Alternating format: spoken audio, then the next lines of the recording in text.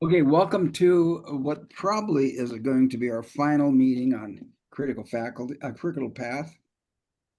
and we're just on the very last page of the chronophile of events chapter. So we're going to begin tonight on page 377, and that's it. We only have the one page. So we also are using this chronophile that Richard sent to us on a Word document that adds a few, with an invitation to consider where you are personally, or where you were, or what was going on with your family during this time period. So we're going to go from there. So let's get started. Anne, how are you feeling, and what do you expect out of today? Great to be here as usual, and I'm glad I could make it as well. And well, looking forward to actually completing this book, because it's taken us I think, has it been a year to finish this book, or? I think It's been a year. I don't know what date was the date we started actually. The exact date anyway. But it's yep, and it has been so enlightening. Got so much out of it. And like we did the earlier, I can't recall the book we did earlier, but this one I got Grunch of so much out. Giants. Sorry, the Grunch of Giants, yeah, correct. So I got so much out of them that we're now applying it. And so the like I said, the whole thing that we're going to pull together, Bucky's philosophies and the things that we've discussed is going to be is going to be like one of the core drivers of the way the education is going to go. So I'm looking forward to see what else we can, how far further we can go with it. Okay. And Joe, how do you feel, and what would you like to take away today? I feel good, and it's good to see everyone. I too have taken quite a bit from Critical Path as well as Crunch of Giants. And seeing some of the overlap between those two has been really key, especially obviously from the economic perspective. And now going through this chronophile, we're while most of the items in it that are documented are more scientifically related discoveries, you still have an idea of kind of, I relate it back sometimes when I think about it back to some of the earlier parts of the book where it talks about how there's distinctions between inventors, and then when these inventions become commercialized, that the inventors are no longer as directly involved, and how that can be problematic. And as far as innovation and even the incentives within the firm itself. So I mean, this has been interesting going through the chronophile, and and I'm looking forward to the next book. So it's good to see everybody. So yeah, my expectation is to finish this and have a good conversation, and maybe even do a little bit of reflection on what we've taken away, and we can go from there. John, how do you feel? What are you taking away? Would you like? I'm feeling good. I've been out, had a walk in the park. It's a lovely, cool winter's morning here in Perth, and it's good to be back with the group after having missed a couple of weeks. I just love thinking about and learning from Bucky, and just no matter how many times you review, there's always something new. So I don't know what I'll come out of today with, but I don't mind anything will be valuable and worthwhile. So glad to be back with you all. Richard, how are you feeling, and what do you hope to take out of today? Well, I guess today I've got two kinds of feelings. One, this morning when our trim tab group met, and two of the members who have had some recent visits to the Bucky's archives and the chronophiles at Stanford University were giving us their second sort of update of their visit, and had a whole bunch of pictures photographs that they had taken of materials that were given to them, and there's really some intricate letters that Fuller kept of different kinds of people, with Marshall McLuhan and some what's his name, Floyd Wright, the architect. Right. So it was quite Frank Lloyd Wright. So it was quite fascinating, and they had a great time looking through all these documents and discovering these kind of hidden gems. So that was a good feeling this morning. Also, out of our discussion, I realized or discovered that there's a lot more chronophile information about what some of the things Bucky did in the Your Private Sky book, which I have here. And I know we've talked about the fact that in this chronology, he hasn't always put a lot of what he was doing in some of the years. And I was looking at the Private Sky book, and there's actually quite a bit more that we could look at, and maybe I can add a few of those things this evening. On the other side, as of just a couple of hours ago, I'm not feeling very good at all. Our daughter and husband, who live in British Columbia, the next province over, she was out having what she said was a wonderful bike ride, and was coming back home down through a reasonably busy street, and she got hit by a car. Oh, So And so she's currently in emergency, making sure that she hasn't had a broken jaw or face, and her bike is, of course, severely damaged, and so it was really quite a shock for us to get her phone call that this wonderful Sunday afternoon or Saturday afternoon bike ride turned into a disaster. So we're just waiting to get more information, but cross our fingers crossed that she's going to be okay. So that's how I'm feeling. What I want to get out of this is a continuation of the learning about some of his chronophile experiences over the years, and thinking of other things that I could put into my own chronophile to sort of match up comparison types of experiences at certain times in his life, especially in these latter years now, when my interest in Fuller's work really started to take on a sort of a full-time concentration, probably in the late 70s and the early 80s. So I'm hoping to get more out of that. And who do I need to go to now? John? Or no, Steve? Yeah. I think I'm the last guy. I think everybody else is shared, right? Yeah. I've been slightly distracted, especially by your situation with your daughter and that waiting to hear back to make sure. Wow. If you do hear, please let us know before this call. And my thoughts and prayers are with you for sure. And I'm sure that's true for everybody here. So, well, it's also true for it was one of those probably common things where a bike rider was sort of on the side, and the driver decided to turn into a parking lot or a parking area, and didn't really look.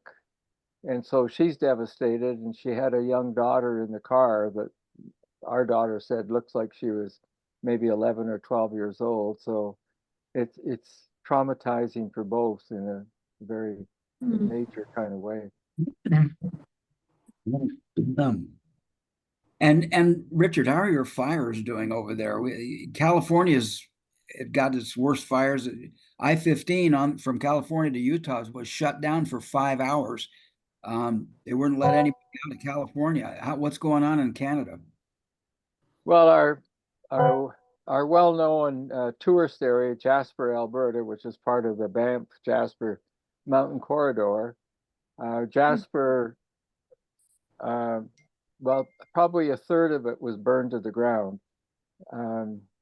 They had about 1,100 structures that they were counting, and about 360 of those have been totally lost. And it's like if you think of a town or a city that is kind of divided into threes. The western side of the town, the entire 1/3 of that part of the town is destroyed, and the other 2/3 are reasonably okay from the sounds of it. And the real tragedy, of course, is there's many senior people that had to be moved out of senior living. There's I don't know whether it's hundreds, but an awful lot of young people from countries all over the world that have come to work there for the summer holidays, the summer vacation, and now they're without work, and I'm sure they don't know whether they should go home or stay. And then we've seen some devastating, well, very difficult stories of people who need pets as part of their own companionship in life, and the difficulty of trying to get out with your pets.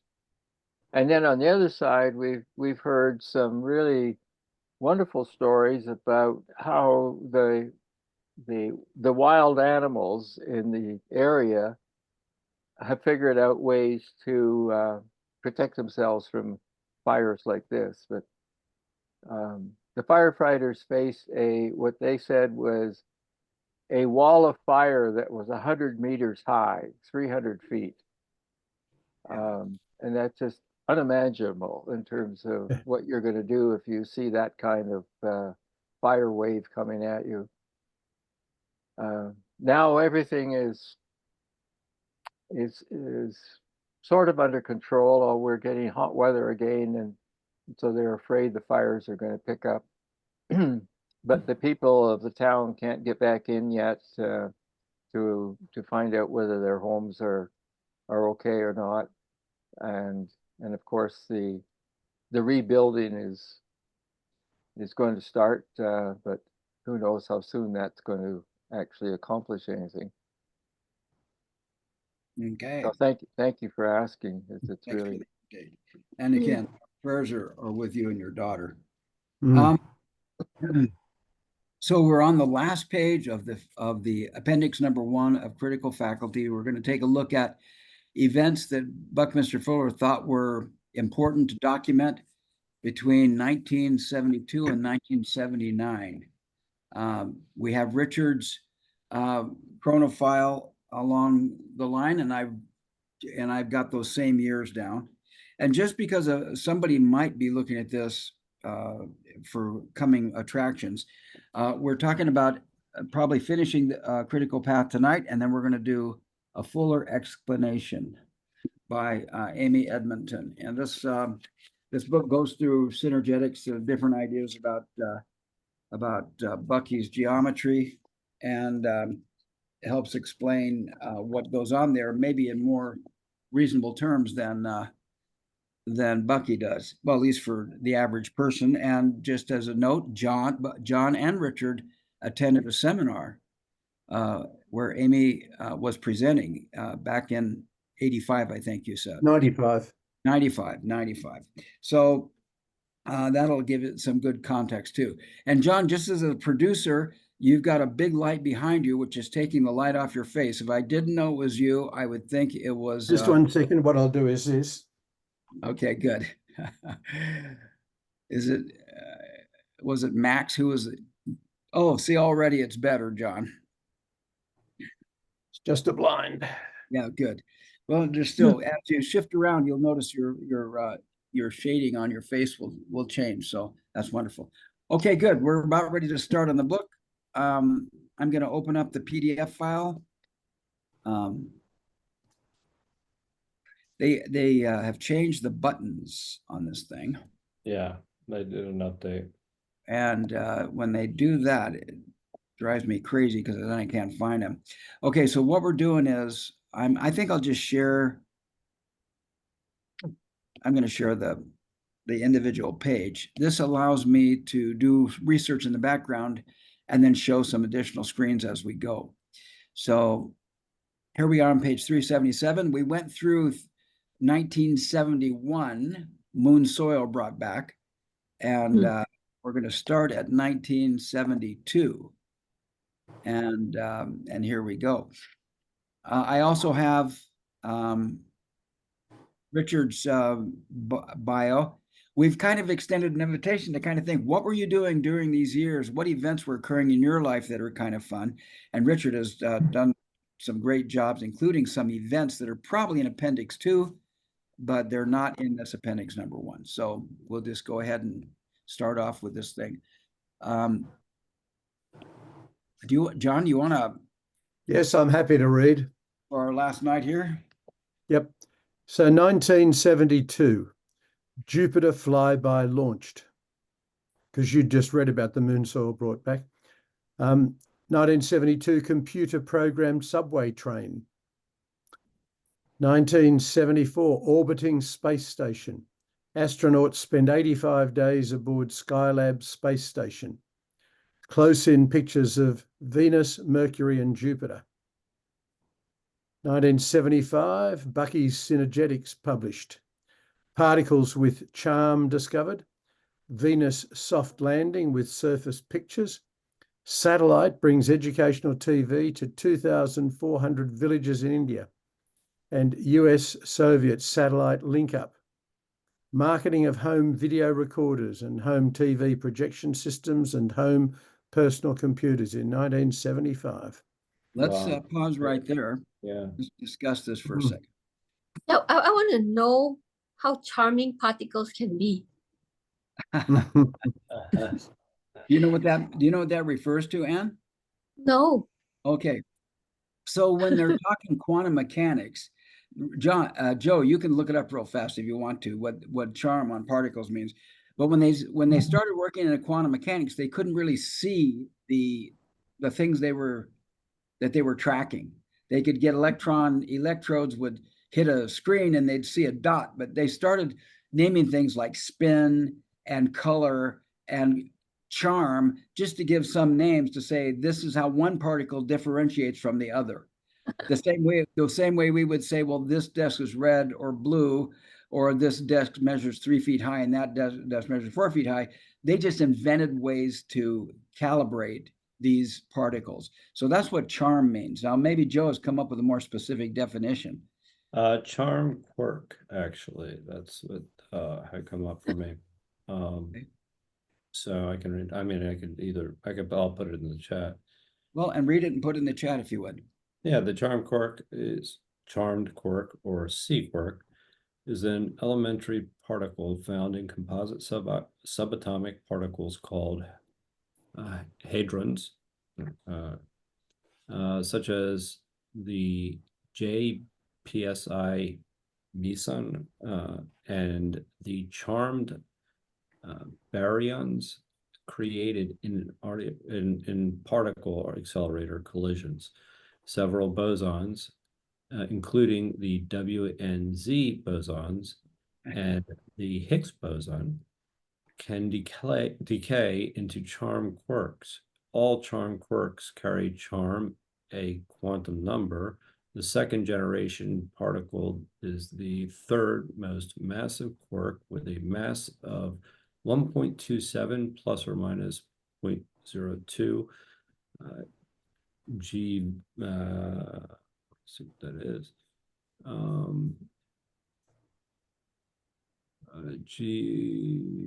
Basically GeVC squared, which is in physics. Yeah, very technical stuff. Yeah, it is. As measured in 2022, and a change of 2 thirds E. So Okay, yeah, I found this because that's overwhelming. Yeah. Charm particles carry a quantum number called charm, which represents the difference between the number of the charm quarks and charm antiquarks in the particle. So what Yeah. do they mean by charm here? No. They So it's just not invented charm. it. Okay. They just invented it because they couldn't see them, so they couldn't give them a color. Hmm. So they just started naming things for fun. That's the way I understand it. I've been studying a little bit about quantum mechanics from a layman's point of view. Hmm. Anybody else have any ideas on that? Mm-mm. No. Actually, thank you for that, because otherwise we wouldn't have gotten there from the Yeah. the description here or the definition here. Hmm. Yeah, I appreciate Joe for trying to go through all that technical stuff because Yeah, that's it was a up little here bit. too. Yeah, it was interesting. It's just a quantum number called charm. He just called it a charm. Cool. Any other comments on that? Well, just again on a personal note, and also because this is the Summer Olympics in Paris, in September of 1972 was the very end of the famous Russia-Canadian hockey series, and Canada won in the last 35 seconds of the last game. So that was one of those things that in Canada was. Where were you on September, whatever, I forget the date, and everybody will remember what they were doing. Huh. Yeah. So that Yeah, was, you brought that up on your chronophile here. I'm going to go ahead and bring that in because you bring up something else too. Because Bucky normally leaves himself out. Now he included something in this last thing in 1975, but here we go. So this is what you were mentioning, Richard, about Canada versus Russia. right. Yeah. And then Fuller accepts a unique professorship and moves to Philadelphia, which is by Joe, by the way. So did you notice he moved in down there, Joe? I did. You did. Okay, good. Yeah, no, I mean, so yeah, I know a little bit about that actually. So Yeah, the other thing about 1972 in the Private Sky book, I was just looking at, it was when they were planning Spaceship Earth at Disney World, a geodesic full sphere main attraction of the Epcot Center. That was being done in 72, and they also mentioned that the book Intuition was published and that sort of thing. Well, cool. I just want to comment about a computer programmed subway train. I can remember, but I think it was around 75. In fact, let me just check in here. When was the Dallas airport upgraded? Because I remember going into Dallas Fort Worth Airport and going down and watching their computerized terminal for all those trains. Blew my mind. It blew my mind. It must have been 85 or something like that, or maybe 84. 75. It could have been any time after 1975 because I started traveling a lot in 75. I started selling books and tapes on real estate training. And I remember going to that Dallas airport and seeing that thing. That was freaking amazing. It was all computer programmed. All the tracks were up on the screen, and they'd allowed visitors to walk through behind a glass thing and see that thing. It was amazing. Yeah, the other thing about 1974, again, given the current sort of political environment in the U.S., 1974 was in August, almost this time of year, that President Nixon stepped away from the office of president and avoided prosecution. Yeah, prosecution. It's quite amazing that some 74 to 24 that you have two very similar kinds of circumstances unfolding. Yeah, and just looking ahead in the events appendix, which we're going to avoid, Bucky cites that in 1974, molecular biologists called for a temporary ban on research combining animal, viral, and bacterial DNA, fearing the development of an uncontrollable strain of biological warfare agents.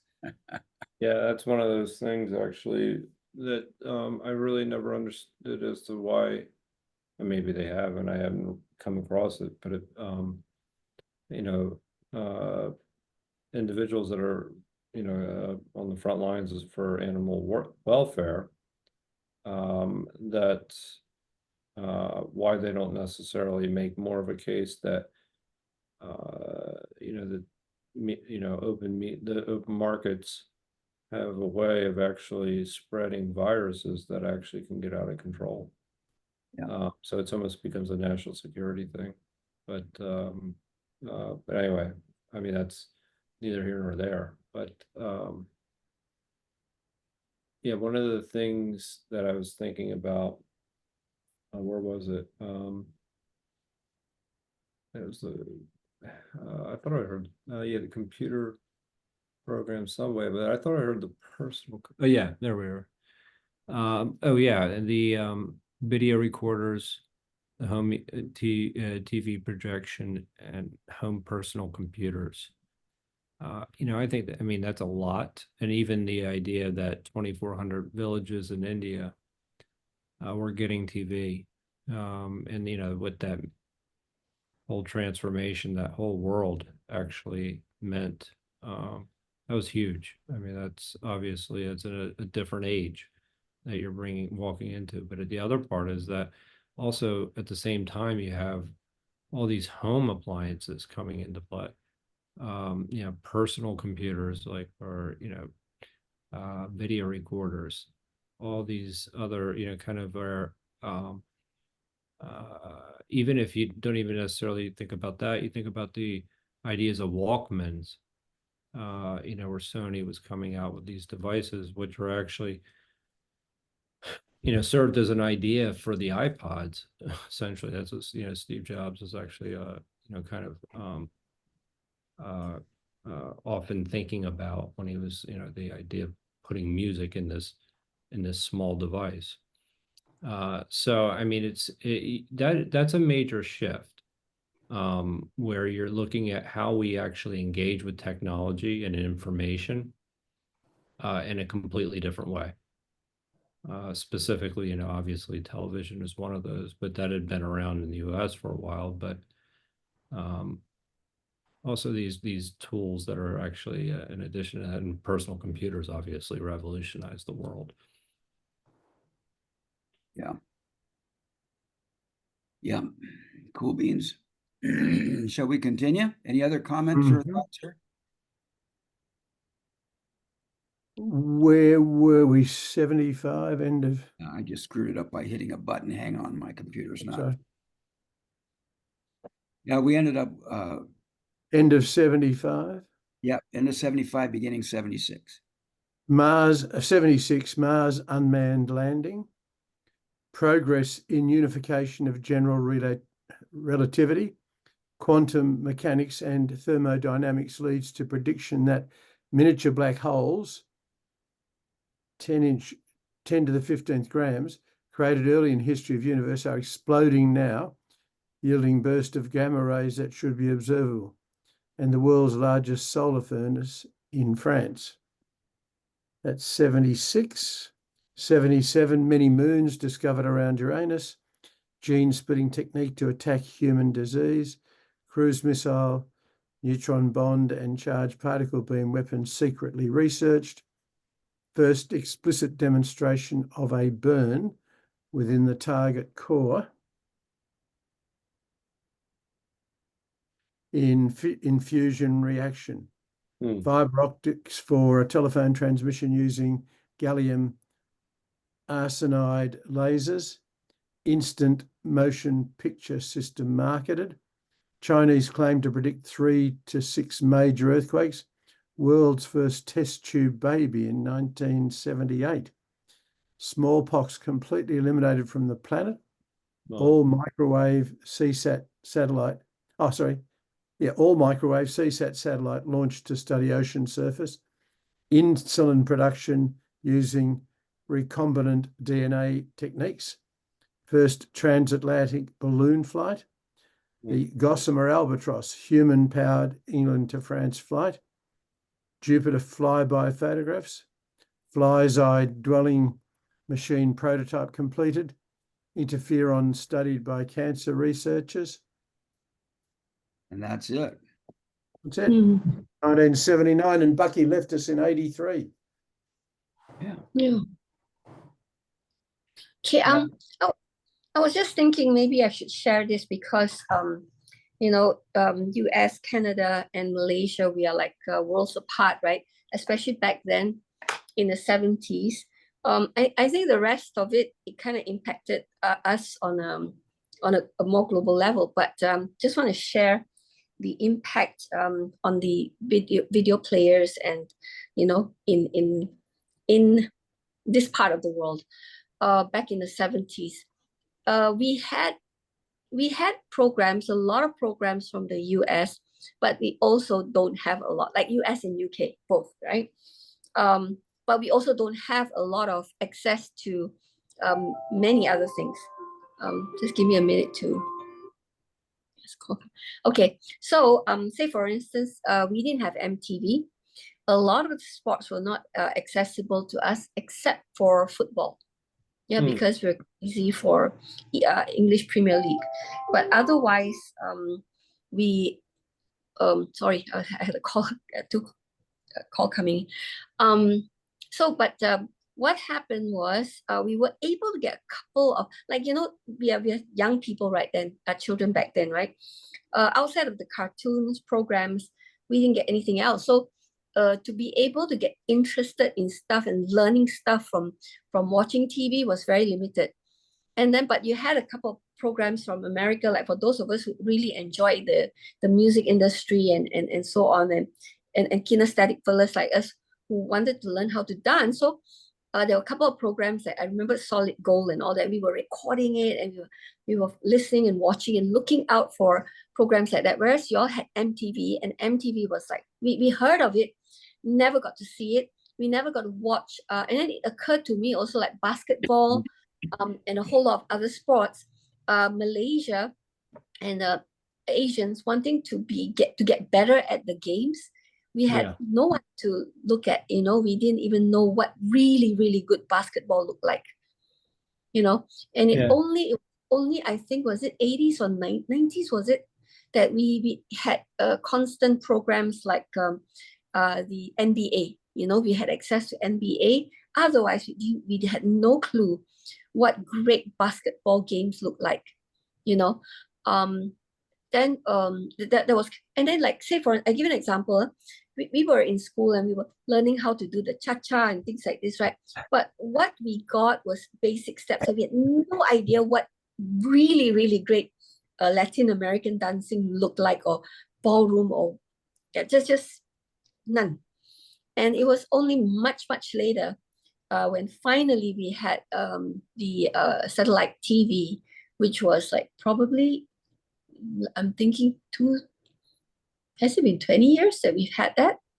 But prior to that, So, because you have access to that and we don't, and therefore it was such a privilege to be able to access that world-class anything, So I just want to put it out there. Yeah. And I've never not felt gratitude to that ever. Sorry, I'm done. No, I think what you're hitting on is something that is actually, one, it's how we engage with information fundamentally. That's basically what we're, talking about here. And so just to show you how that can fundamentally make a shift. And even things like, I'll give you an example, is education, higher education, where the priorities sometimes of universities have changed. That in athletics, which a lot of people feel like actually should be not the focus of the universities for a good reason. But TV actually had expanded the market for people to, kind of the enthusiasm behind their schools and the kids themselves, where the kids actually understood the game at another level than they'd had in the past because they actually knew all the defenses and offenses and everything. And these coaches went in and they said, that they were recruiting these players and they knew more. And then you started to see they had conferences, and these conferences became national and everything. But within that, there's a lot of money, billions of dollars, and that changed the priorities actually of the university to a certain degree. Now, where these were educational institutions that were now becoming almost a professional entity, and now went to the Supreme Court a few years ago, and kids are finally being able to be paid for their participation.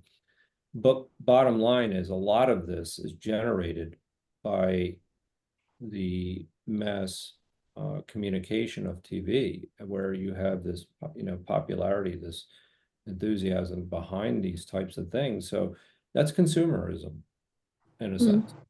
You have consumers, and there are other aspects of it that are really important, where you have the educational parts of it, right? So, but it's a passive relationship.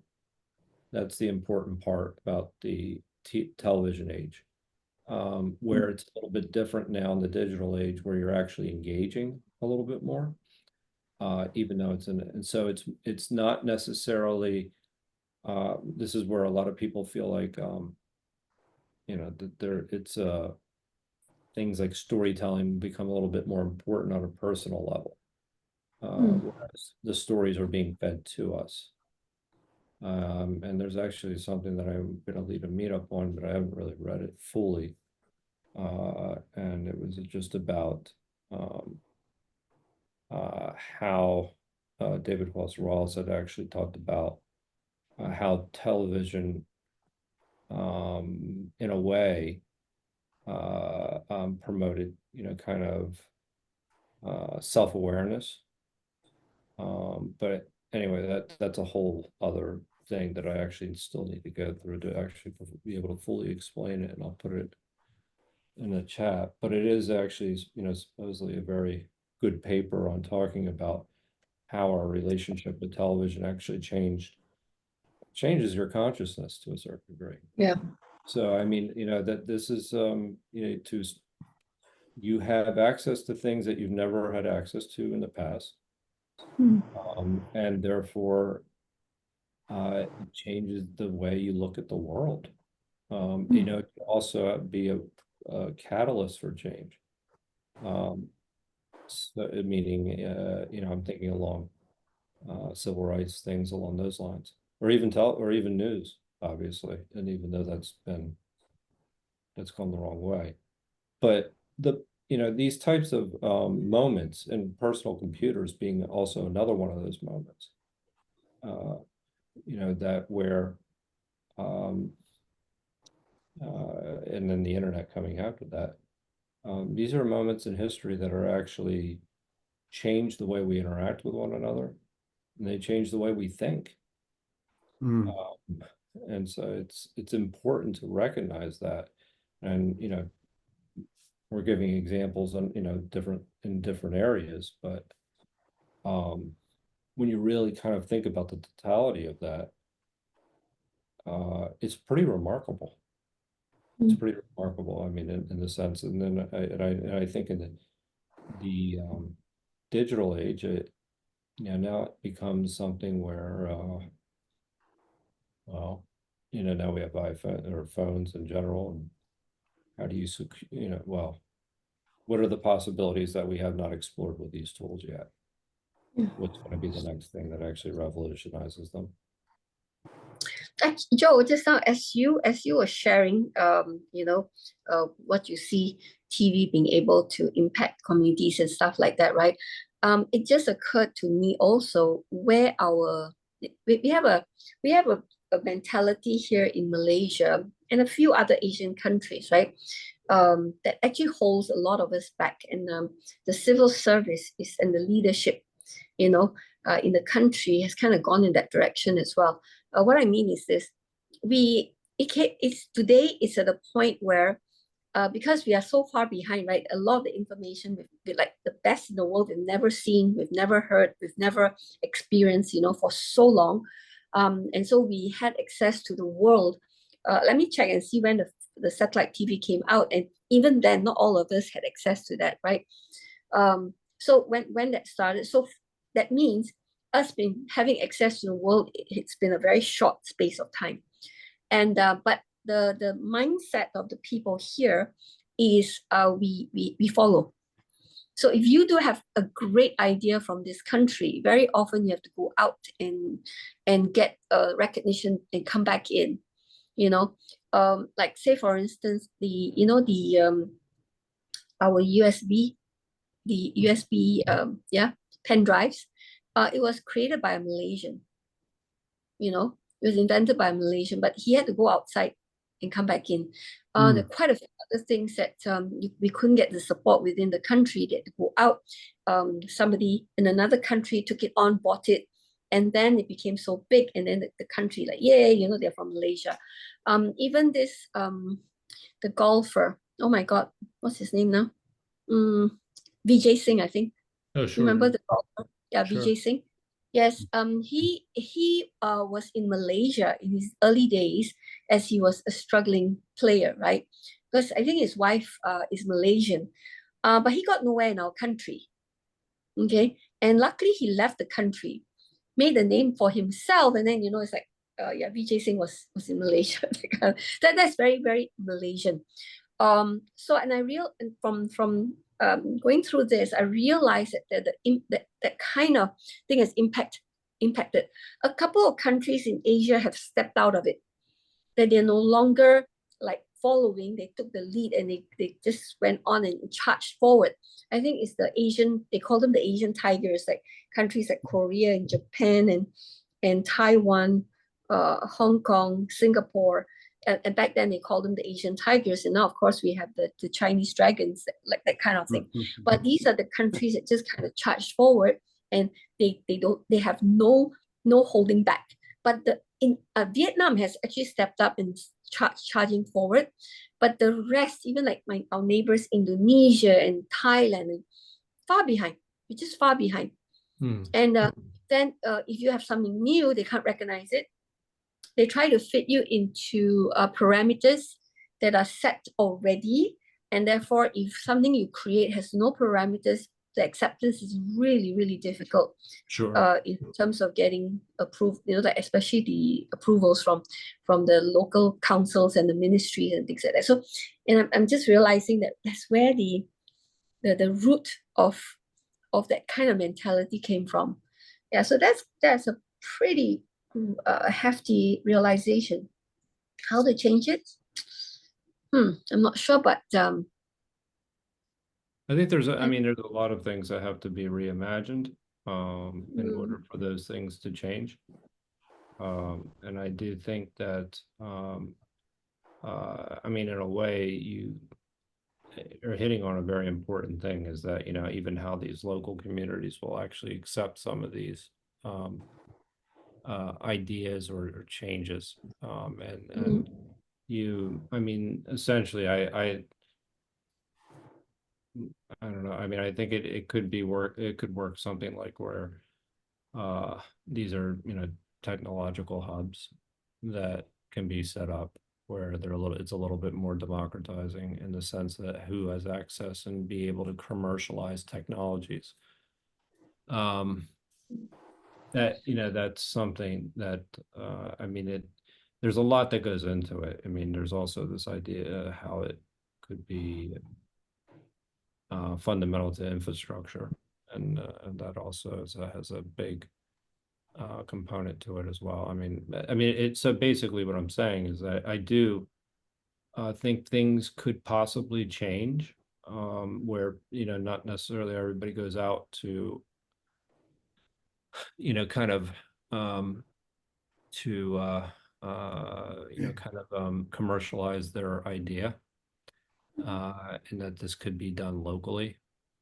And not only can it be done locally, I think the real opportunity is that it is a diversity of ideas, and meaning that you have ideas from all over the world, with people coming in with new like, you know, somebody in one part of the world may come up with something that, you know, they're thinking differently because, one, their environment is fundamentally different, but also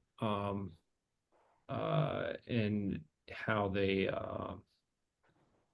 it may be more effective than some of the other solutions that are getting commercialized. Because one of the things that leads to commercialization is when on a major scale is it is an old boys network right now. And what I mean by that is mostly like venture capital. So it is and, you know, actually I could put a couple articles in the chat about that in particular that are really important. But, and how big banks are actually, who once couldn't get into VC, are indirectly. Yeah, I mean, that is something where, you know, they have a lot of power over what gets out and what doesn't, what gets commercialized and what doesn't, and that could change, I think. Part of it is setting up credibility. Very tough. I share with you some of the big ones like Air Asia. I think John would be more familiar with it. One of the earlier low-cost carriers that, like, you know, the early ones that started low-cost carriers, and one of them from Malaysia. But that one they moved their whole major operation as headquartering the office, the whole business in Indonesia, because they were having difficulty in Malaysia. And then the other one we had was Grab. It's the Asian version of Uber, and it grew very, very big. They kind of moved their office over to Singapore. Many stories like this. In fact, I just had a meeting with my partners and friends, and one of them, he's working with us on the funding side, and we've already decided and discussed that we cannot house our business in Malaysia. It has to, this education thing that we're doing, it has to be housed in Singapore. Yeah, because you can't move it from here. The acceptance from Malaysia into other countries, and also within Malaysia, to be able to do something so different and getting the approvals, not going to work. So we're gonna be moving and partnering up with my Singapore partners, even my Indonesian partner who wants to fund what we're doing. We already also, the intention is to have everything set up in Singapore, yeah, to be able to move this. Okay, so just to give you an idea as to how prevalent this problem is in Asian countries. Yeah, we literally have to be very strategic and mindful of where we park our business. So just an update. I'll update you further as to. I think, I think energy is going to have a huge impact on things like that. Yeah, the good news is that because in politically around the world has made Malaysia very, very attractive, very attractive, because of our colonial background. And then we've got the Chinese are here, the Indians are here. We've been here for a long time, and so the connection, the food, the culture. So we have, and even for Koreans, Japanese, Taiwanese, they're very comfortable in Malaysia. Because like, say for instance, if they want to collaborate with India, it's easier for them to come here and get the thing going than it is to go to India. Because if you're from Asia, like Japanese or Koreans, first, the food there is not going to be suitable. The lifestyle there doesn't suit, and of course languages. But here in Malaysia, they have access to all the Chinese food, the local food, Japanese food, Korean food, you name it, right? So for us, we've become like a midpoint for Asians to jump off of, and the mix of countries coming here before they head off to the Western countries for further education. And right now, it's not just education. Factories are coming in left, right, and center. I'm like, we've got huge Chinese factories set up here. You can see the difference because the size of their structures are just crazy.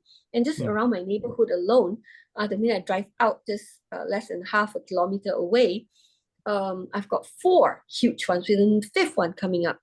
And then, of course, we've got, I think the latest we've heard is Tesla is coming in. We've got quite a number of the Western businesses having their businesses move over here, because here people generally can speak English.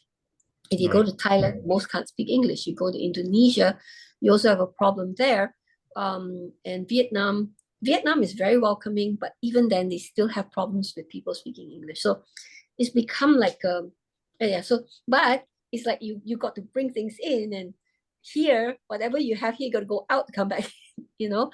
That's the sort of weird stuff that we struggle with internally. So I just kind of thought I'd bring that up, because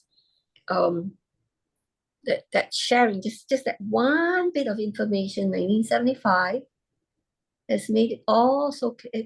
What year was that? I don't know, 70? Where is the 75 home video recorders? Yeah, no, it can change everything. I mean, I do think that there, there's there's a couple things that that go through my. And I was talking to somebody about this yesterday. It was about the how essentially transforming a city that has struggled over the past I don't know, maybe 50, 60 years at this point. But some of the fundamental things that what is it that you can reimagine to do differently? And that can be done locally. And so the idea of, like, they had a framework of kind of education, employment, housing, health. They had 5 or 6 areas. So, but bottom line is that what you could do very quickly is start to think about, now that these is that how we were in a discussion about this, even how to create an ecosystem that's self-sustaining. And that's one way to keep things local, in the sense that you're basically creating a self-sustaining ecosystem where you're not necessarily dependent on external sources in order to get an idea or to actually modernize as quickly as you would, well, just either modernize or upgrade infrastructure. So I mean, I think that what it will do is ultimately having kind of an idea of what is it that that is the priority for innovation. And I think that you start to look at some of those fundamental infrastructure things like health. Again, that's related to food and food systems, obviously.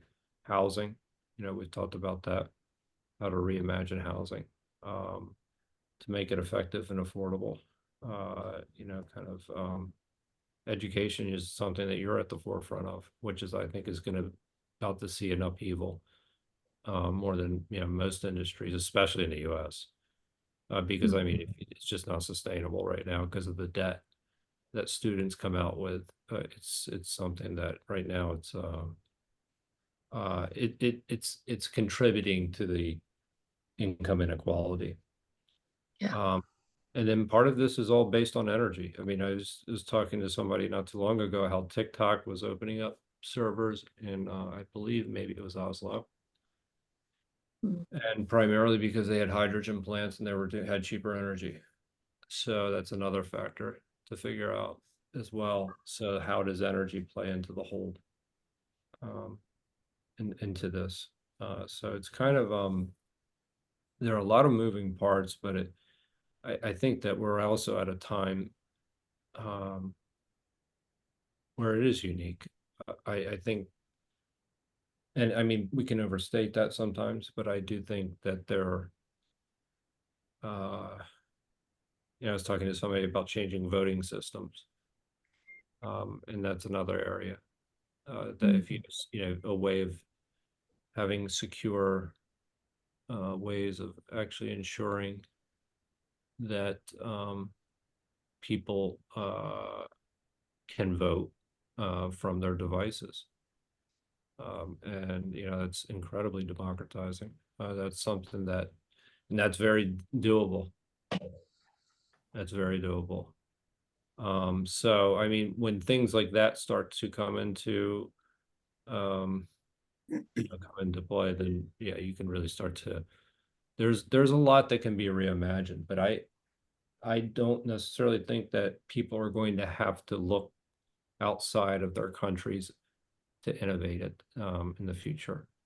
I really don't. I think that they're going to be able to, you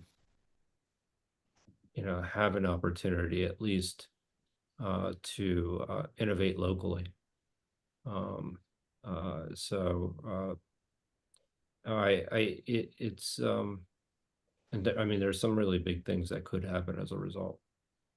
But I think one of the things is kind of well, you know, we talk. I mean, we can go way out there. I mean, something like blockchain is something I think about when I look at Bucky's list.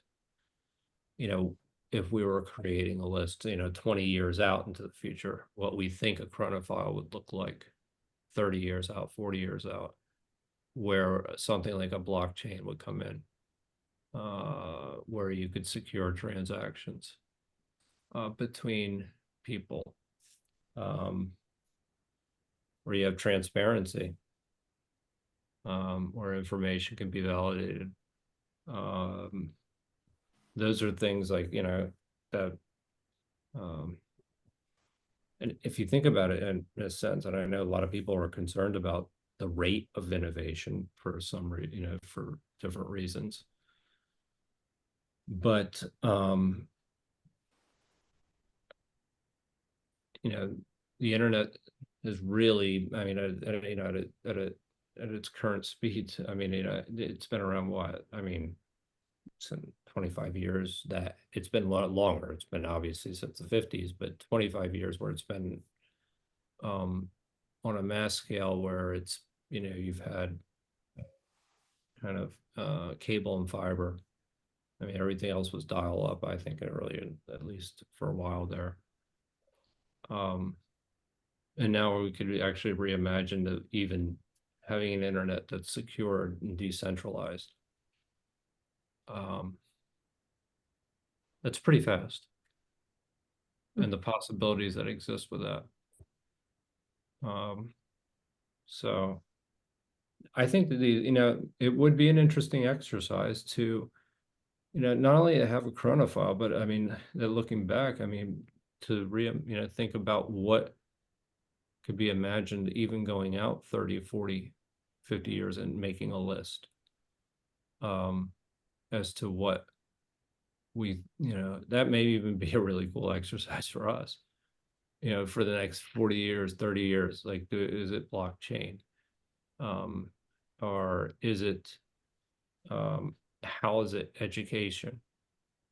You know, what's that, you know, what do we think that would look like, or something like that? Is just, you know, what are the tools that could, we feel like that may not be used in mass right now, but may be something that reinvents how we interact with each other. And I think that that's going to be a bigger issue too, to be quite honest. I think there's going to be, that's why I do think ethics is probably one of the more important areas in general, is to fully understand what's meaningful and what's worth pursuing. And education obviously being one of those. But yeah, we could potentially have a crisis in meaning, you know, in the future. And then how would we deal with that? So, I mean, it's really fascinating. I think, but coming up with a framework even for what types of innovation do you want to incentivize and create? You want to create things in health. You want to create things in education and housing and things like that. So, I mean, it's exciting, but I also think that the rate of change could actually be very disconcerting to a lot of people.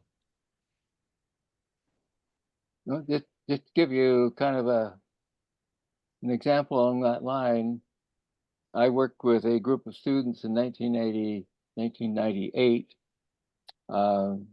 with Bucky's ideas, and we wrote a futurist paper that's going to be delivered in, it was to be delivered in 2026, the 100th anniversary of our social work profession in Canada. Nice. And it was trying to predict what it would look like if our discipline adopted Fuller's ways of thinking and organizing and conceptualizing.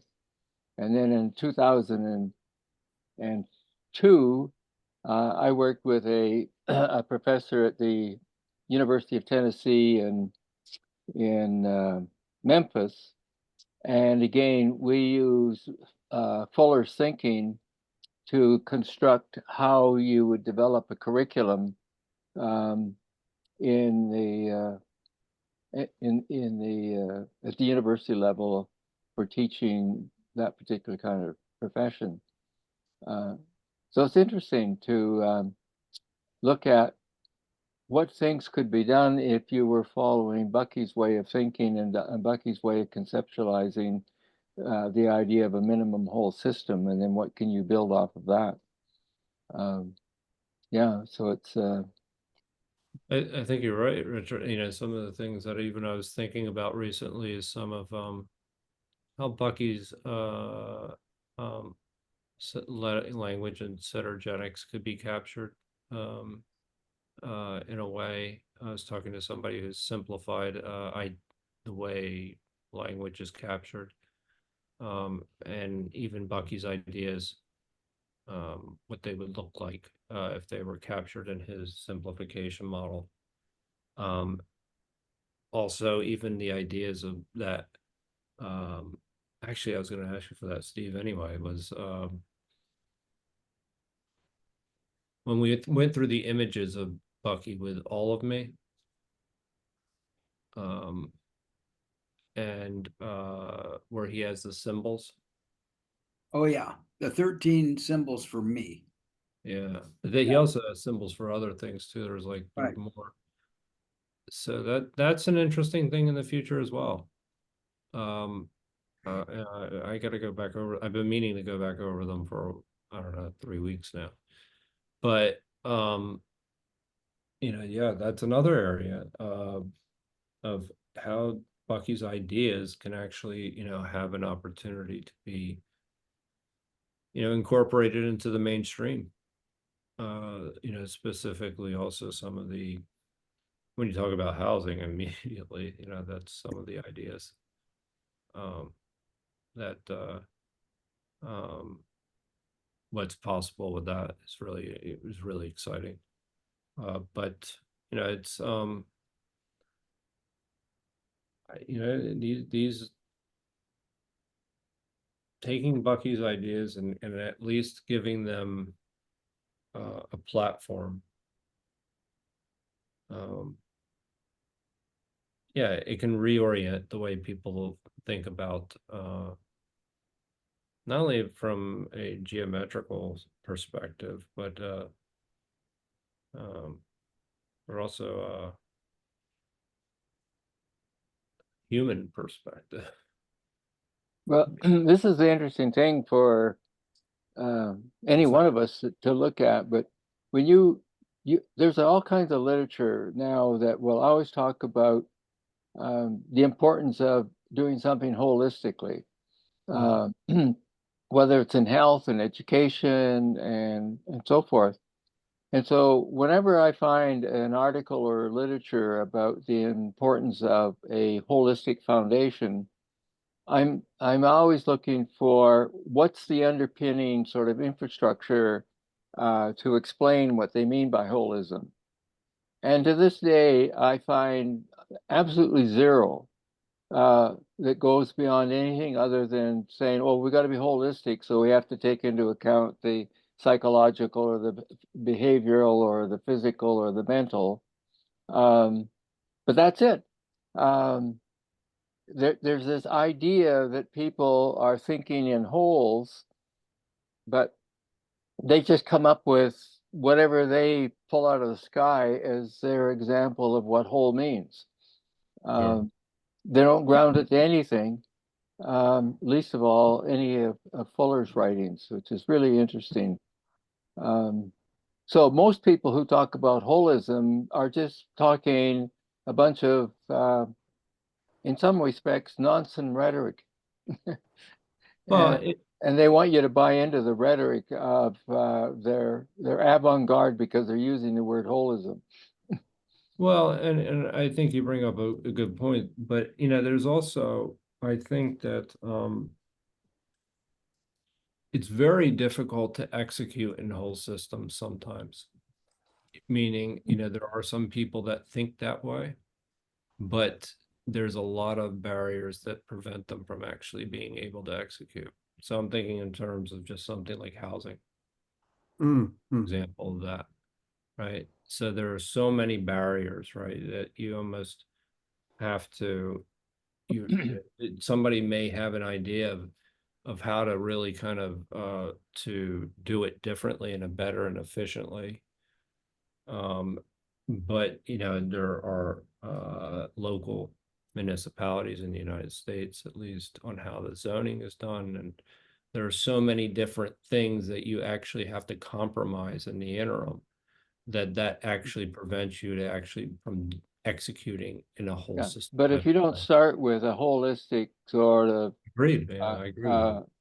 Underpinning or infrastructure or conceptualizing of what it is and anchoring it to something, in this case, I'm finding that Fuller is one of the few people that you can anchor something like that to. Right. Which and is why then you go from there and you can then identify, well, here's all the barriers that make this difficult. But if they start off with just the idea of holism, which when you ask them specifically what that is, they can't explain it.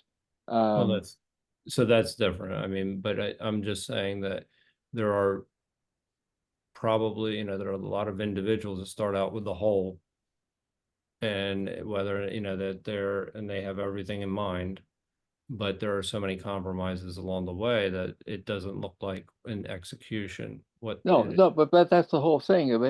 I mean, again, I always go back to when I was taught systems theory in the 60s in McGill University.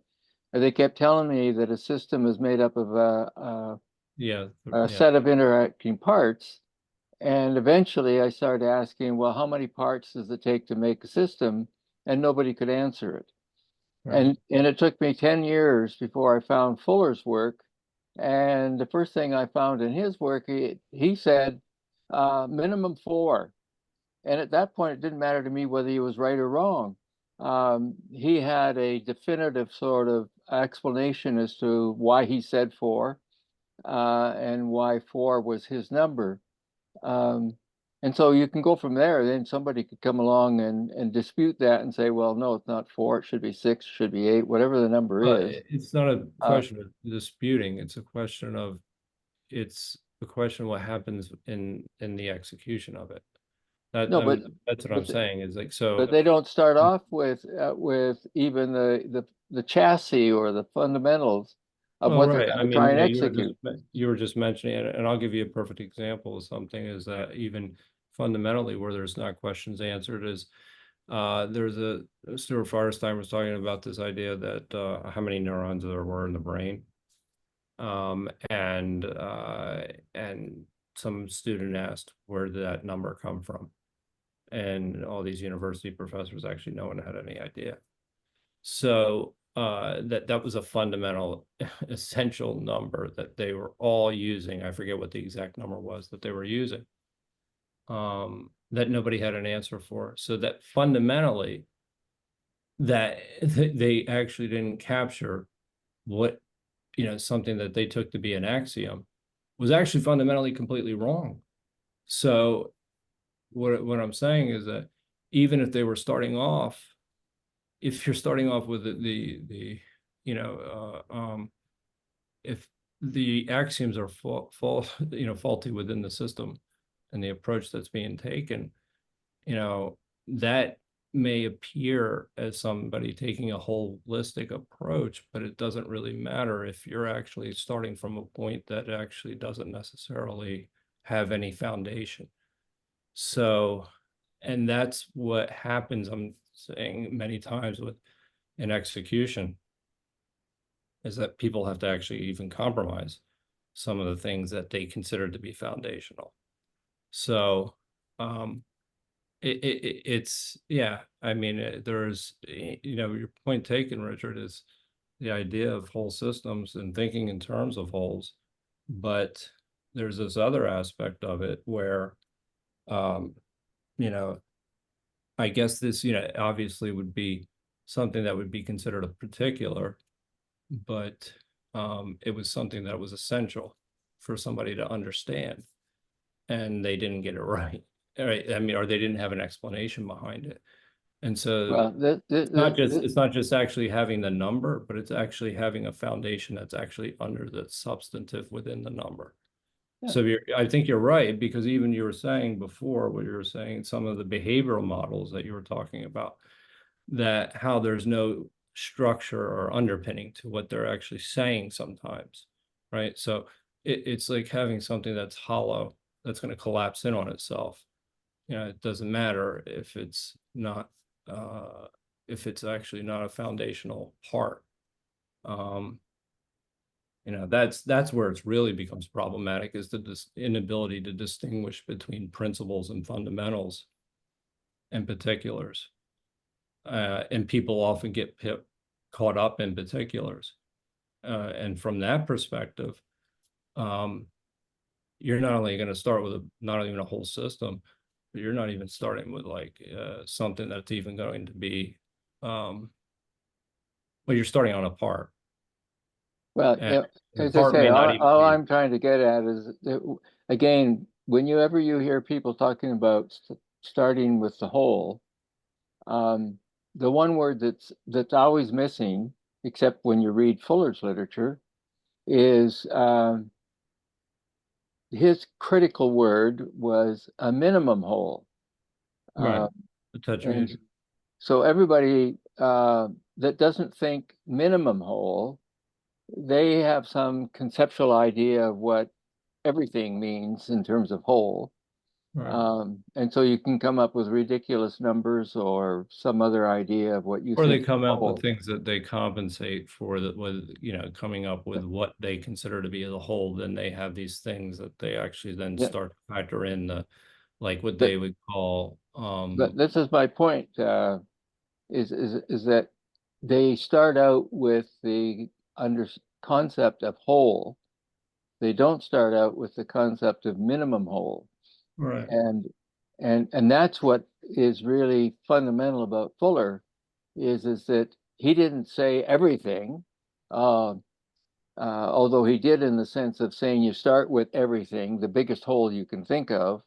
Right. But then when he got you to the place of giving you something practical, if you want to sort of work with, he then works with the concept of minimum whole. What's the minimum sort of fundamentals around something that would be considered holistic. And then he Yeah, helps you understand that with the Yeah, way in which he puts the geometry of the thinking together.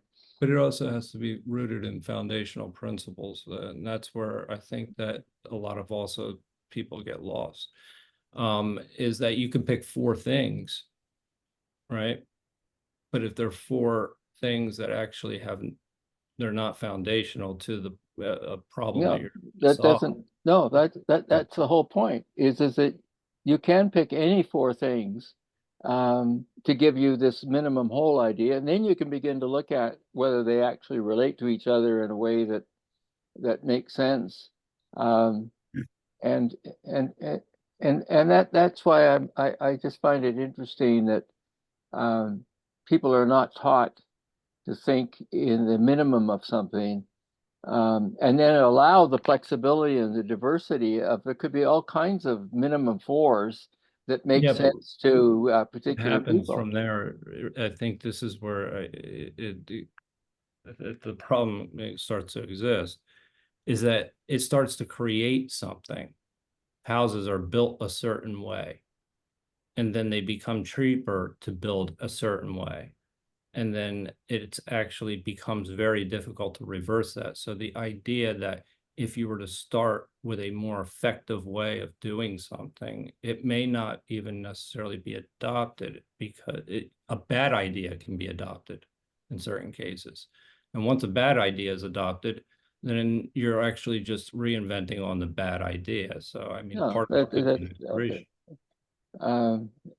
It's got, then you have to do what Fuller is saying.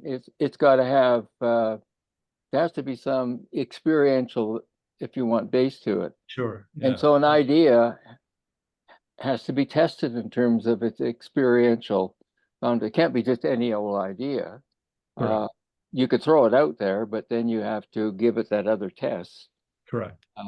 So anyway, I just find it curious that that his idea of helping people learn from the minimum whole kind of perspective just doesn't seem to exist in any demonstrable way. And Well, in not either yet. our, I mean, but there's other ways. You never know when actually Bucky's ideas may become more mainstream. So I mean, it's it's a question of, and that's one of the things that we're even the idea of information being democratized a little bit more. I say that actually with an asterisk, but that's complicated. But in any case, the idea that Fuller's ideas have a better chance of becoming a little bit more mainstream now, I think, are actually higher, in the sense that there's a higher probability that that can occur. Primarily because I think some of the entry barriers have been lowered. So it doesn't happen overnight, I guess, right? well, So yeah, but that's a in a sense a too easy way to put it off. All I'm saying is that even those of us who understand Fuller or have been kind of trying to be familiar with his work, I don't hear an awful lot of us, sticking with the fundamental of whatever I'm talking about. I'm working from the concept of a minimum whole that's made up of, in this case, four things, and then you go from there. And then if somebody's saying, well, I'd rather work with, I think in my system, the minimum should be, 6 or 5 or. well, I mean, you have to be able to That, convince people, Richard. I mean, that's I don't know. I mean, I think that no, that's not my, it's that's not not giving my up. point. I wouldn't say giving up is a It's good idea. not my point. My point is that amongst ourselves, we don't take some of the fundamentals of what he's talking about and consistently sort of repeat them even to ourselves, so that the notion Well, that's of, why we actually meet together, right? no, when we meet together, we don't do that either. I mean, I think we have some really great discussions, Richard. Oh Especially, yeah, we have excellent discussions. so I think Um, that's, and uh, that's part of the process of actually, constant improvement. Anyway, I'm complete. I've said maybe too much. No, I wouldn't say so. Well, I'm not sure, Joe, what your point was. Can you summarize your point in a statement? Mine? Yeah. Well, no, I mean, mine in a statement that Bucky's ideas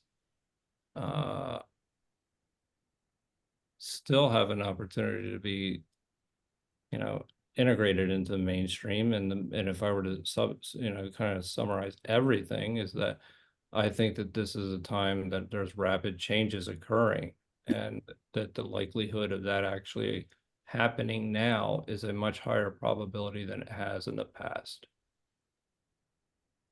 Okay. Can I just take an example? We've got a crisis in Australia at the moment in terms of availability of housing, cost of housing, delays in manufacturing and housing, quality of housing and availability of housing. We've got people who can't find anywhere to live. That's contributed to by a number of things: poor planning by governments over years, inefficient construction. If you go just to housing, and what Bucky said, I think in the 60s, houses should be built in factories and delivered on site, built in an efficient way in terms of use of material, and we could build them faster and cheaper and make more housing available to people. Now, his ideas were very sound. There's been very little done to act on them. But if you look at something called My Home project in Australia, an architect designed a very, very efficient, prefabricated form of housing for homeless people. They can be delivered on site and put together within about 48 hours. The cost is very reasonable. So Rotary is supporting it, amongst other organisations. You lease government land that isn't going to be used for a long time. So 18 of them were built recently in Fremantle, in Perth, on railway land that won't be used for at least 30 to 50 years. So there's a nominal rental paid to the government that takes away that cost of the land. They're prefabricated, so they can be removed later on at the end of the lease. They're very low cost. They're very inefficient. And so 18 homeless women over 55 were taken off the streets and put in the first 18 of those built in Fremantle. We should have been doing a lot more of that for a lot longer. Bureaucracy's been part of it, planning delays, inefficiencies in local government particularly. The pressure is starting to get the government to interfere and fast track things and reduce the bureaucracy, because they have to. Because we've got people on the streets, people living in cars. It's disgraceful that a civilized country has such a crisis of housing. A lot of our housing is grossly overpriced. So Bucky's ideas were sound. And now that the crisis, the external pressures are prompting governments and others, charities, organisations like Rotary, to all contribute to making lower cost housing available faster, especially for those most in need. But it's a disgrace. Should have been doing much more of it for the last 50 years. Bucky was writing about this 60 years ago. Right. So that's just one example, I think, Joe, of what you're talking about, a Bucky idea whose time has now come. Right. Yeah. Sometimes it takes time for well, there's no excuse. It should have been done earlier, but right. But it needs a crisis. It needs a crisis. Yeah. That's right. It often takes a crisis to kick people into more efficient action. Absolutely. Yeah. Oh, cool. It's like somebody that's going to have a heart attack. You can tell them. Well, Anne's an example in another area. Education has, in many ways, been flawed. Oh, yeah. For years. It takes something like Anne, who's a rebel and a renegade, to bring some of Bucky-type ideas into education to teach more effectively outside the norm, not following the age-old procedures. It's Really amazing. cool. Education's gone up more than healthcare and everything else. It's at least in the United States. Higher education. We're approaching the 0 hour. Unless there's some comment or something, let's do our takeaways. Okay. So, John, how are you feeling and what's your takeaway? I'm feeling good. I think there's still a lot of merit in reviewing Bucky's ideas and looking at ways in which they can be reinvented or revitalized and implemented. I I am constantly frustrated. I've said this many times, I know, by governments and bureaucracy and the inefficiency, the waste of money and the delay in doing what needs to be done.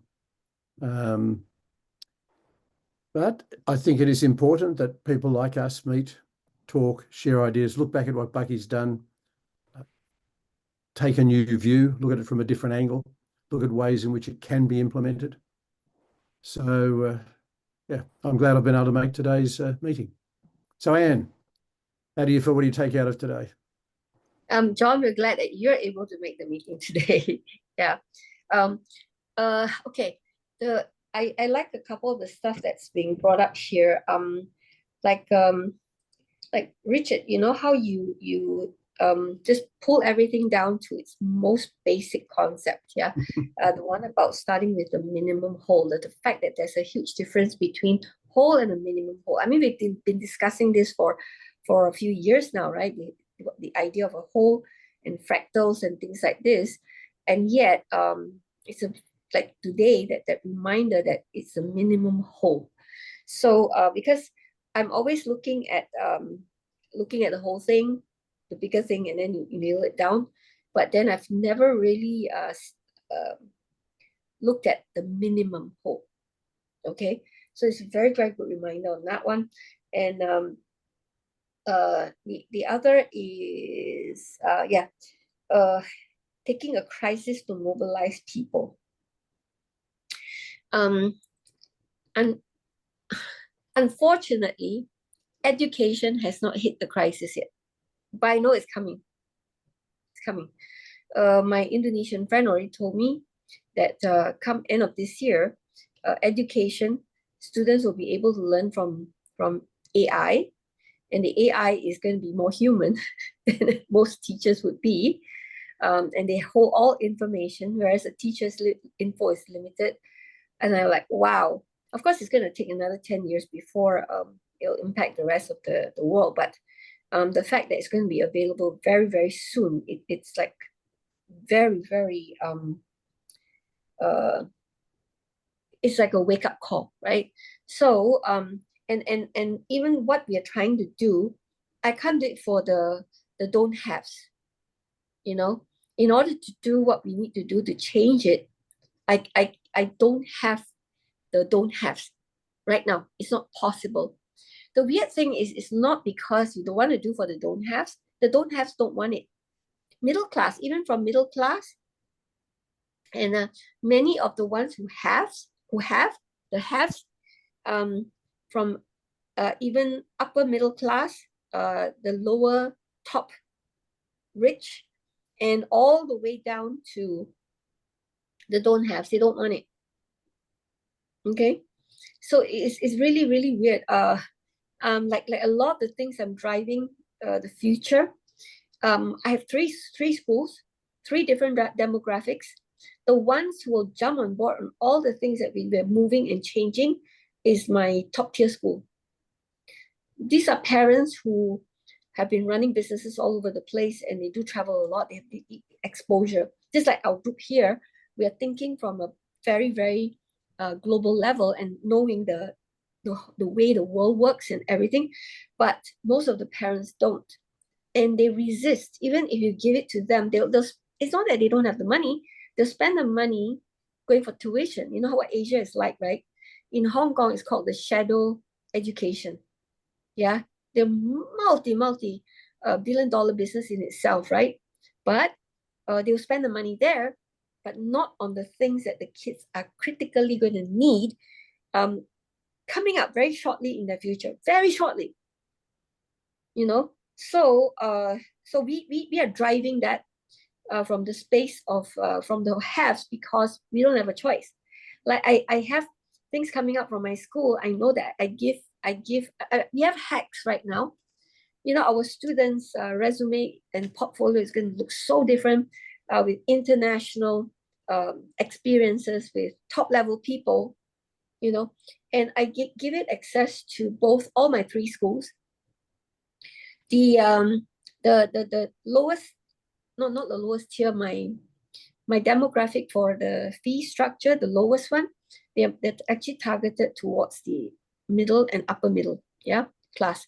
And then my school the other school is the upper middle class and slightly above that. And then the other one is actually the one for the wealthy. And we got them more because the pricing of my rentals dictated how much I had to charge, right? So we gave more because we charge more, then we give them more. And we found that they are the ones very hungry for all this, you know. And I give it access to all my 3 schools.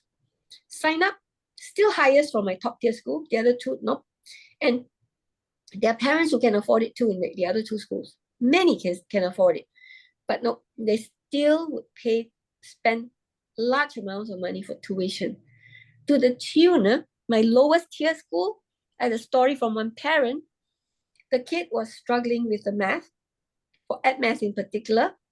She spent 8,000 ringgit a month, which is US dollars is below 2,000 US dollar for a month. Aussie dollars, that would be about, divide by 3, about 600 US dollars to 700 US dollars a month for 2 hours just to get the daughter tuition to get ready for her IGs, right? One subject. And I told the mom, the daughter chose not to work hard at whatever we were giving her. And we were directing them where to get free help, you know, which is funded by Microsoft. Why didn't you want to do something funded by Microsoft? They threw money at it, you know. Khan Academy is enough, but the kid wanted help. So they would spend 8,000 on a month to get prepared for IGs, you know. And I'm like, wow, these kids are being rewarded for not doing their work, you know. I said, your kid chose to spend your money. You know, they could have done it without. We know, we've come up with hacks. But my point is this. So they have the money to spend. This is the lowest tier school in terms of fees, but they would not give the kids the ones that actually are critical for them for that future. Okay, so that's why I'm saying the crisis is not here yet. Yeah, the parents are not going to realize what hit their kids until they and you know who will be the ones making the decision? The kids themselves. But we're going to have to wait for another cycle when they have kids.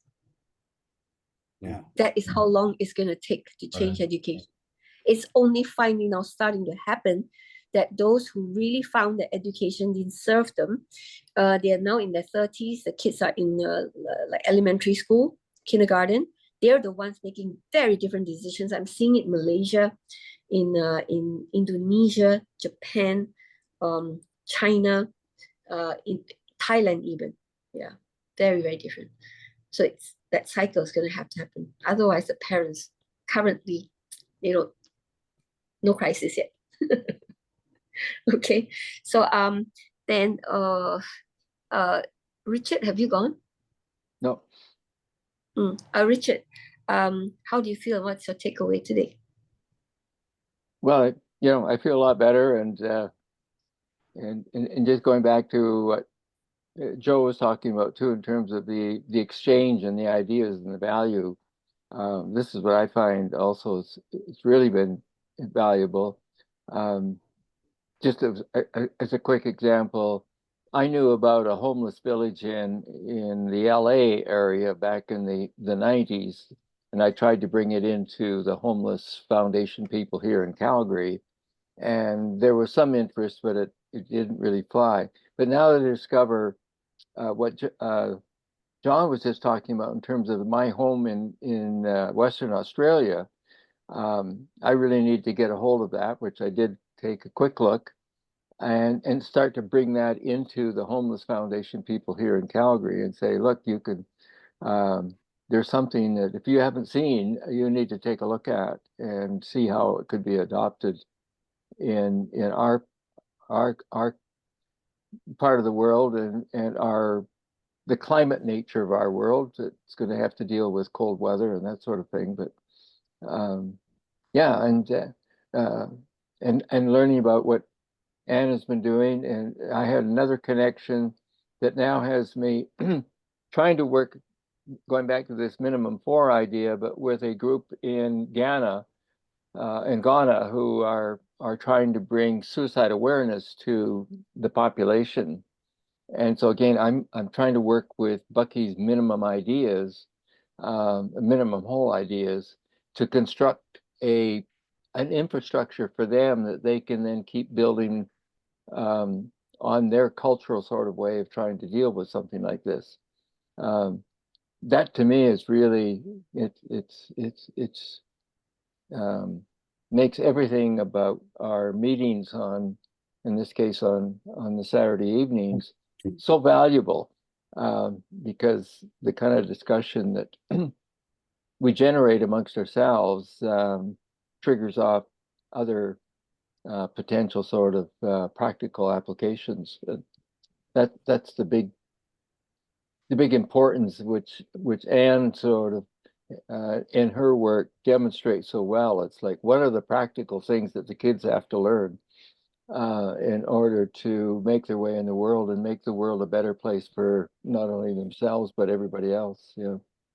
So yeah, thank you. That's Joe. Have you gone? No. Yeah. So how are you feeling, and what's your takeaway today? So good. I really do hope your daughter's all right, Richard. That everything works out with that. Have you heard, Richard? I did hear that there's just, I think the X-rays didn't show any sort of broken bones kind of thing. But that's the last I heard. They're just still waiting for the doctor, and her phone is dying. So Well, that's good news at this point. Go ahead. That's good. I mean, no broken bones is a really big deal. I mean, that's yeah, means Yes. that I mean that's yeah, because it would have been in the face, in this part of the face. right, which would have required some type of surgery possibly, and and once you anyway, bottom line is it's good to hear that it's not a problem. I mean I enjoy these sessions like this. I think that as we take our experiences, and Richard, John, sharing Steve, I engage with all the time, and it's as we share our experiences, that there's something much more powerful that comes from the ideas that we're able to put on the table. And one of them is obviously the housing example that Richard had just mentioned. So that's really kind of the beauty of these calls. And I think thinking about this in terms of the chronophile is just going through that.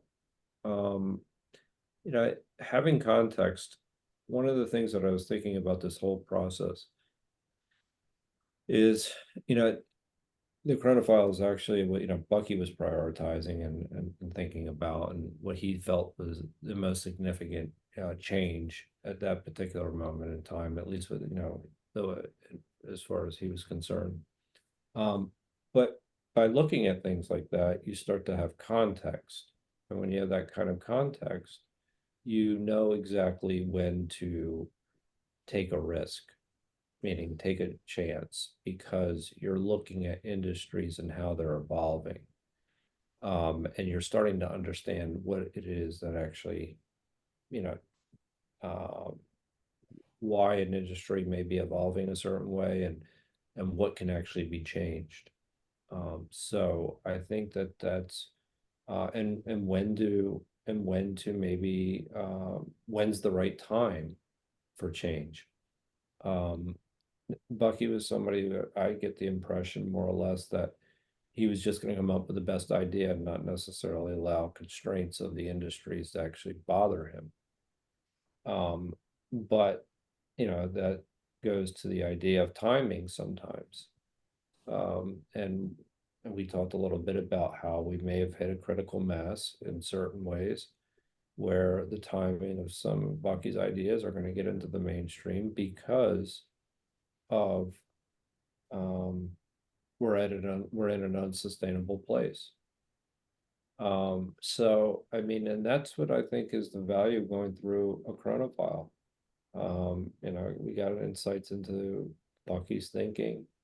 It was a healthy exercise just from a historical standpoint, from our own personal viewpoints.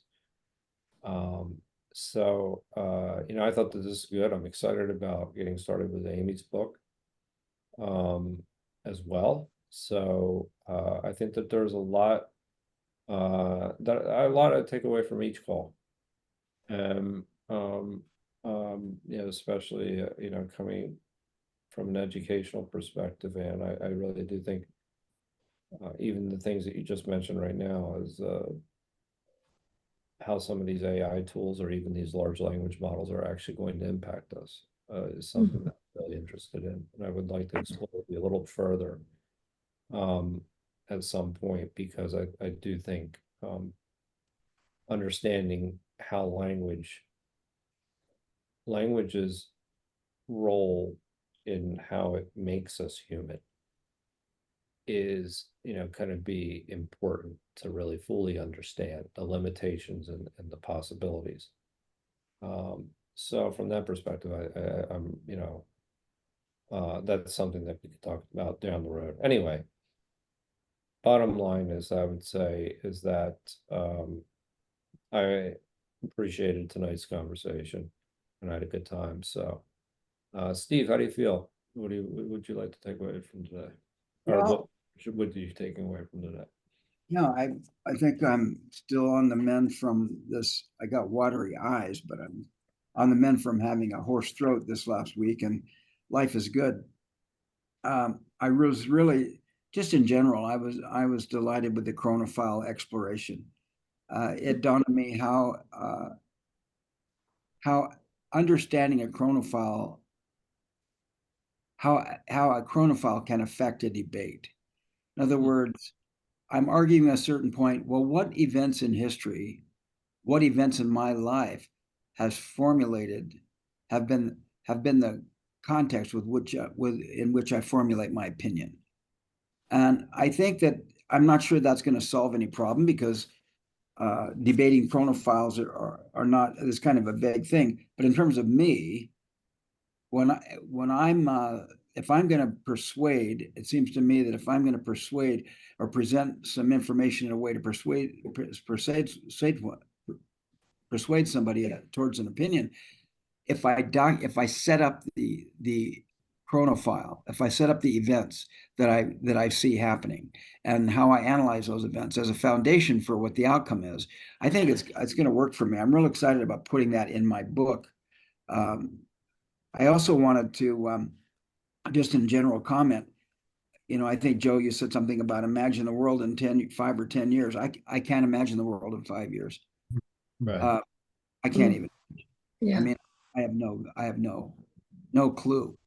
I'm just going to take it one day at a time.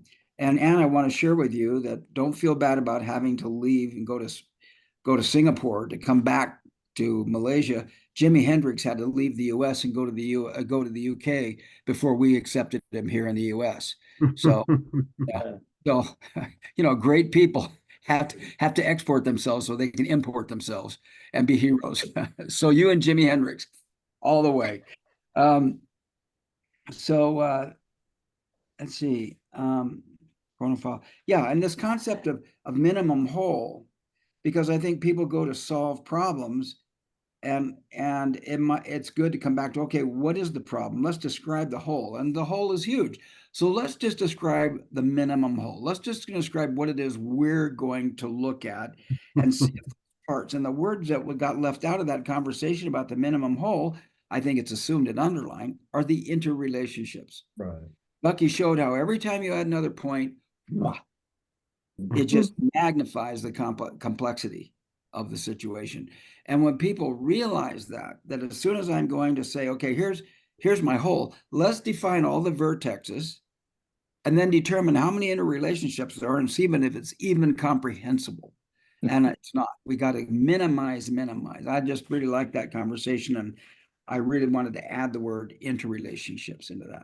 So I'm taking away those concepts and ideas. For our next week, I found a PDF file of this book, a fuller explanation. and I'm going to be sending it out with the invitation. So Oh. those who have the book can have the book, and those that don't have the book can have the PDF file. Hmm. And that'll get us going next week. Okay. And as I need help, I'll Thank turn you. it over and would keep Joe first on the list. He said he was willing to do that. Just on that, sending out the PDF, might be interesting that when I first learned about her work, while actually it came out of that 100th anniversary in 1995, and then I got her book. So I wrote a summary of the book for my students, so that would be kind of a Cole's version of the book. I should go and dig it up and share it and see how close I am to the kind of discussions we're going to have around the book. I'll do that. That'd be wonderful. And John, did you have a point? No, I was just saying goodbye from Bucky. That's all. Okay. Yeah, I love the map. Wow. Yeah, I love the They're map. caricatures of Bucky next to him. With quotes from him. Wow. Okay. See y'all next week. Goodbye. All right. Sure, Thank you. everyone. Bye. Bye. Bye now.